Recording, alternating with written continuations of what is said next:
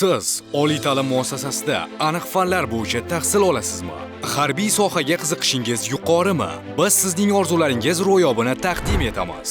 Harbiy xavfsizlik va mudofaa universitetining axborot kommunikatsiya texnologiyalari va harbiy aloqa instituti sizni kutmoqda.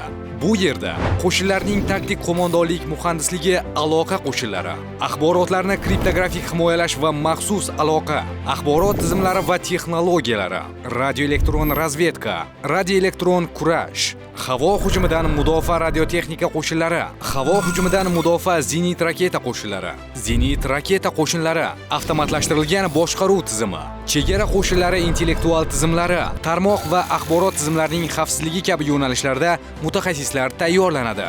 Harbiy institutda kursantlar uchun 2 yillik tahsil to'liq byudjet asosida.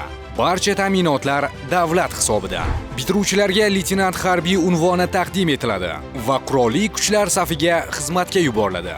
Oliy ta'lim maskanlarida tahsil olayotgan 2 hamda 3 bosqich talabalari harbiy ta'lim muassasasiga o'qishga kirish uchun arizalarni 31-mart kuniga qadar topshirish imkoniga ega. Batafsil ma'lumotlarni mvahi.uz sayti yoki 71 kodi bilan 502 7108 raqamidan olishingiz mumkin. Imkoniyatni qo'ldan boy bermang.